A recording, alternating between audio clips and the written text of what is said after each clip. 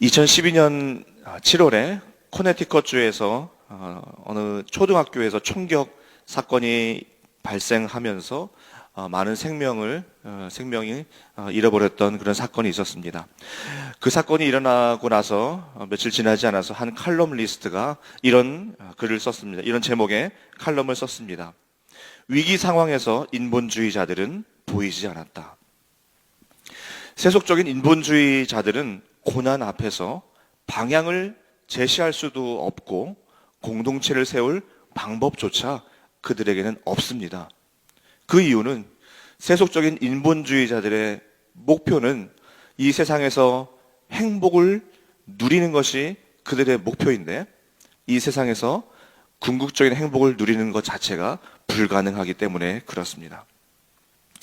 저도 길지 않은 삶을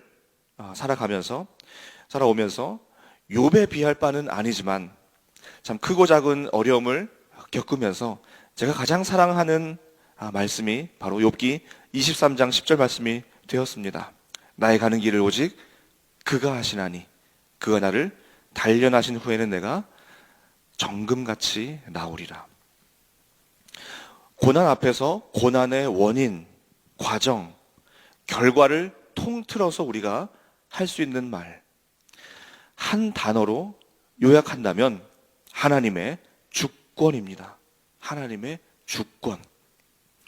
오늘 설교 제목을 고난학 개론이라고 한번 잡아보았는데 이 고난학 개론의 가장 핵심이자 고난학 개론을 결론 낼 수 있는 것이 바로 하나님의 주권입니다. 그 하나님의 주권을 오늘 욥은 본문에서 고백하고 있습니다. 욥은 나아만 사람 소발에 대한 그 질문에 대한 답으로 하나님의 주권을 말하고 있는데요.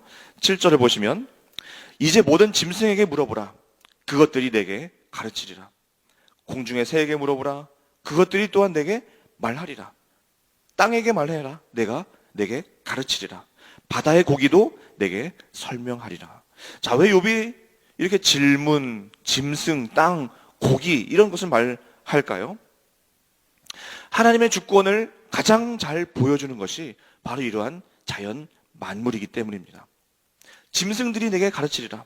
공중의 새와 바다의 고기가 너에게 설명할 것이다.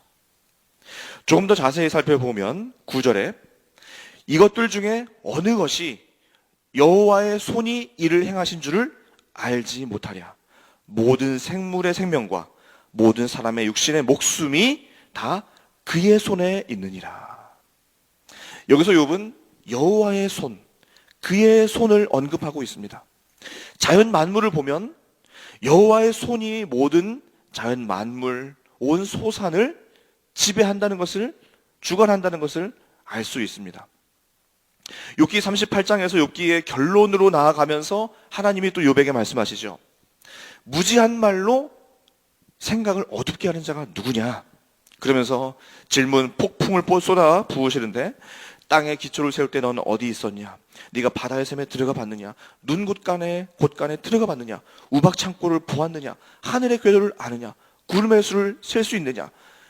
계속 이어지는 질문 폭풍을 통해서 지금 무엇을 말씀하고 계십니까? 하나님의 창조주 되심과 인간의 피조물됨을 말씀하시면서 하나님의 온 이 자연 만물이 하나님의 손에 의해서 움직여지고 있다는 것을 보여주고 있는 것입니다. 하나님의 손이 하나님의 주권대로 자연 만물을 운행해 가듯이 그 하나님의 손은 오늘날 우리 인간의 삶도 하나님의 주권으로 운행하고 계십니다. 인간은 하나님의 주권을 보기보다는 자꾸 인과응보를 생각을 합니다. 잘못한 것이 있으니까 고난을 당한다라고 생각을 합니다. 우리는 고난을 당하면 내가 뭘 잘못했지? 내가 지난달에 11조 안 낸 것 때문에 그런가? 내가 몇 달 전에 주일 지키지 않고 어디 여행 가서 그런가? 자꾸 내가 뭘 잘못한 것을 생각을 합니다. 그런데 우리 고난이 그리고 우리 인생이 인과응보라고 한번 생각을 해보겠습니다. 가정을 해보겠습니다. 자, 우리 고난의 원인이 인과응보다. 그러면 우리가 어떻게 하면 고난을 안 받을 수 있을까요? 하나님 앞에 잘 살아가고, 주일 잘 지키고, 봉사 잘하고, 헌금 잘하고, 삶 속에서 죄 안 짓고, 그러면 고난을 안 받아야 되잖아요? 인과응보의 법칙에 따르면. 그런데 그렇습니까? 그리고 그렇게 하는 것이 쉽습니까? 내가 고난 안 받으려고 하나님 앞에서 잘 섬기고 헌금 잘하고 봉사한다. 그러다가 우리 신앙이 어디 한결 같습니까? 때로는 넘어지기도 하고 때로는 주저앉기도 하는데, 그럼 그럴 때마다 고난이 온다고 생각을 해보세요. 그러면 내가 지금 예배드리고 내가 봉사하고 하나님 앞에서 잘 살아가고 있는 그 동기가 뭐예요? 고난 안 받으려고. 이거 내가 또 잘못하면 또 고난 오니까. 그러면 그게 신앙생활입니까? 고문입니까? 고난 안 받으려고 하나님 앞에 올바로 서 있는 이 노력을 한다면 저는 그거 신앙생활 아니라고 봐요. 그리고 그렇게 할 수도 없고요. 그렇게 할 수도 없고요. 우리의 삶이, 우리의 고난이 인과응보입니까? 인과응보대로 어떻게 살아갑니까? 어떻게 고난 안 받으려고, 그렇게 잘 서 있으려고 그렇게 노력을 할 수 있겠습니까? 인과응보가 아닙니다. 뭐라고 말씀드렸죠? 하나님의 주권입니다. 하나님의 주권. 하나님의 주권이에요. 우리가 잘해서 하나님의 자녀가 되는 것이 아닙니다. 하나님의 주권입니다. 우리가 잘못해서 고난을 당하는 것도 아닙니다. 하나님의 주권입니다. 욥의 고난을 처음부터 한번 생각을 해보세요. 욥이 하나님 앞에 큰 죄를 범했나요? 욥기 1장 1절은 욥을 이렇게 시작합니다. 동방의 우스 땅에 욥이라 불리는 사람이 있었는데 그 사람은 온전하고 정직하여 하나님을 경외하며 악에서 떠난 자더라. 이렇게 온전하고 정직하여 하나님을 경외하며 악에서 떠난 분 계신가요? 이렇게 좀 자부하기도 하고 또 자부는 못하더라도 이런 평가를 받으시는 분 계신가요? 욥이 그 자녀들에게 했던 일을 생각을 해보세요. 욥은 그의 자녀들이 생일 파티를 끝내고 나면 그 다음날 한 명씩 명수대로 불러서 번제를 드렸습니다. 그 이유는 혹시 내 아들들이 죄를 범하여 마음으로라도 하나님께 범죄하였을까 두려워서 데리고 와서 이 예배를 드렸습니다. 이렇게 하는 분 계신가요? 자녀 숫자대로 데리고 와서 가정 예배 드리는 분 계신가요? 이렇게 온전하고 정직하여 하나님을 경외하며 악에서 떠난 욥에게도 고난이 찾아온 겁니다. 이유 없는 고난의 이유는 하나님의 주권입니다. 욥은 그래서 이 13절, 오늘 보면 13절부터도 이렇게 고백합니다. 지혜와 권능이 하나님께 있고 계략과 명철도 그에게 속하였나니 그가 허르신즉 다시 세울 수 없고, 그리고 15절에 그가 물을 막으신즉 곧 마르고 물을 보내신즉 곧 땅을 뒤집나니, 16절에도 능력과 지혜가 그에게 있다. 욥은 하나님의 주권을 이야기하면서 지금은 지혜와 권능, 계략과 명철이 하나님께 있다. 하나님이 허르시면 인간이 다시 세울 수 없습니다. 하나님이 물을 막으시면 그것을 인간이 어떻게 할 수 없다라고 욥은 고백을 하고 있습니다. 그래서 욥은 고난을 당하자마자 그가 1장 21절에서 이렇게 고백을 합니다. 내가 모태에서 알몸으로 나와싸운즉 또한 알몸이 그리로 돌아가올지라. 주신 이도 여호와시오 거두신 이도 여호와시오니 여호와의 이름이 찬송을 받으실지니이다. 아멘. 이것이 하나님의 주권을 가장 잘 고백하고 있는 욥의 고백입니다. 하나님이 주시기도 하고, 그리고 하나님이 그 주권대로 주셨다면 하나님이 주권대로 거두어 가시는 거예요. 그것이 하나님의 주권입니다.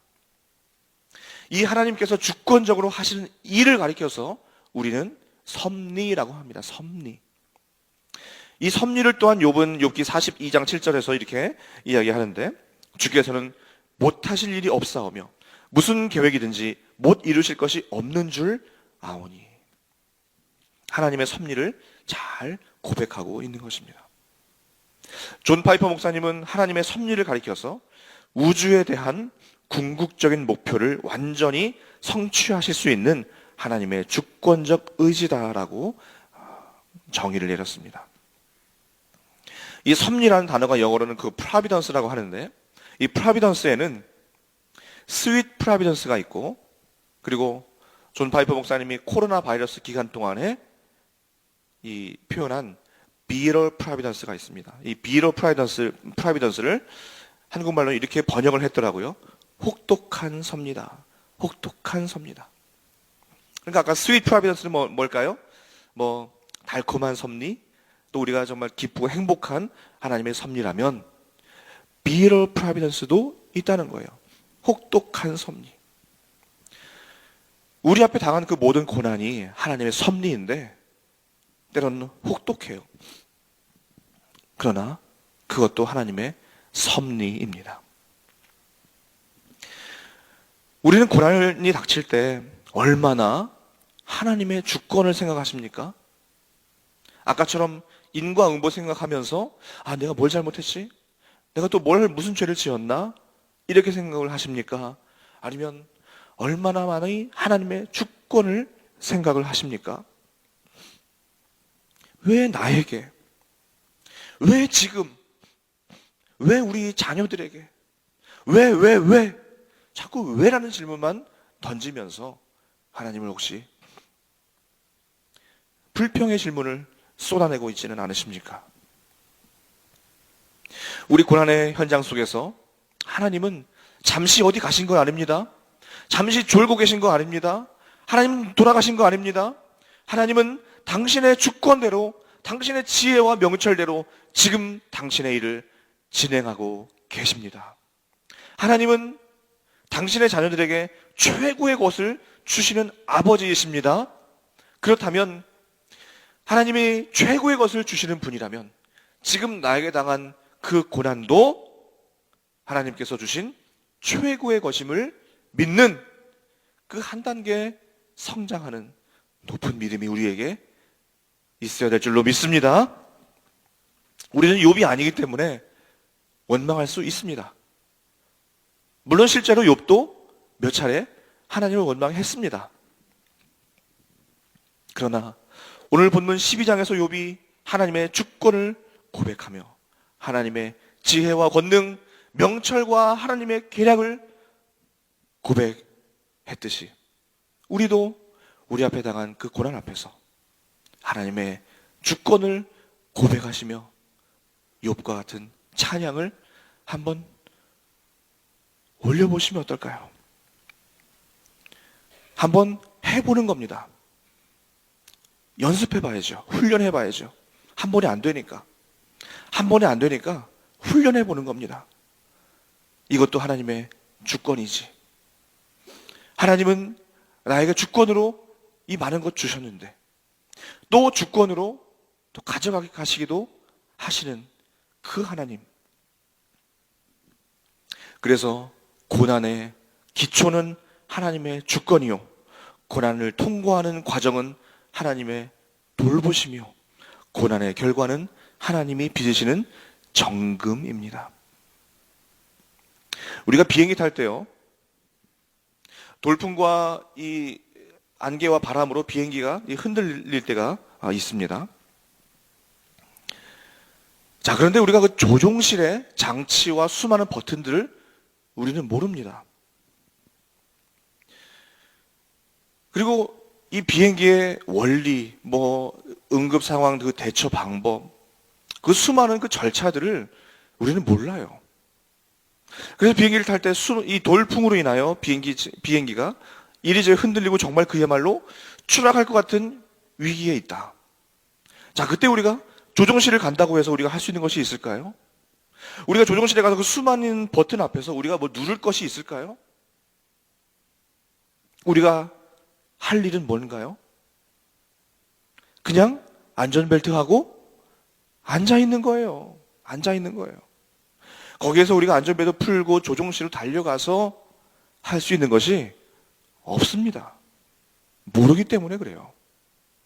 그냥 앉아 있는 겁니다. 우리 삶의 수많은 돌풍과 폭풍, 그 안개 속에서 우리가 할 수 있는 것, 해야 될 일은 앉아 있는 겁니다. 앉아 있는 거예요. 가만히 있는 겁니다.